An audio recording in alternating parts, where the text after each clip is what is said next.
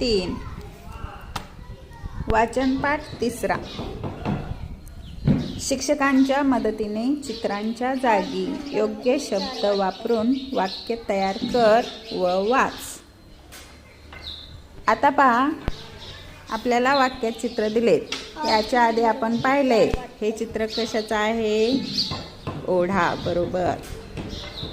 हे मासे, बरोबर. तर आपण या चित्राचा वाक्यात कसा उपयोग केलाय ते पाहायचं. गावाजवळ आणि चित्र दिले, त्याच्या पुढे होता, म्हणजे गावाजवळ चित्राचं नाव काय आहे? ओढा, बरोबर. म्हणून गावाजवळ ओढा होता असं वाचायचं. त्याच्या पुढे काय दिले? दुसऱ्या चित्रात चित्र दिले, पुढं मासे होते, म्हणजे ओढ्यात मासे होते. पण आपण ओढ्यात म्हणत नाही, तर काय म्हणतो? ओढ्यात. म्हणून कसं वाचायचं? ओढ्यात मासे होते. पुढचं चित्र काय आहे? मासे, आणि पुढे दिले फार चपळ होते. म्हणजे चित्राच्या ऐवजी शब्द वाचायचा, मासे फार चपळ होते.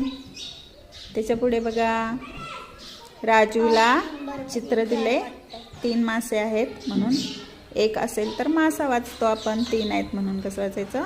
राजूला मासे पकडायचे होते. पुढे पकडता पकडता तोलच गेला.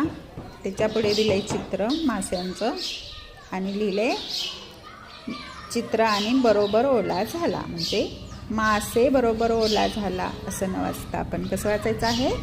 मास्यांबरोबर ओला झाला. पकडता पकडता तोलच गेला, मास्यांबरोबर ओला झाला. कोण बरं मास्यांबरोबर ओला झाला? राजू, बरोबर. आणि मग दोघांनाही हसू आले. राजूला आणि मास्यांना दोघांनाही हसू आले. छान. आता आपण वाचन सराव करूया. 3. वाचन पाठ 3. गावाजवळ ओढा होता. गावाजवळ ओढा होता.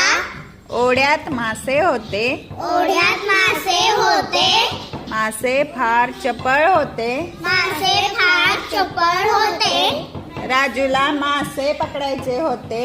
राजूला मासे पकडायचे होते. पकडता पकडता तोलच गेला. पकडता पकडता गेला. मास्यांबरोबर ओला झाला. माशांबरोबर ओला झाला. मग दोघांनाही हसू आले. मग दोघांनाही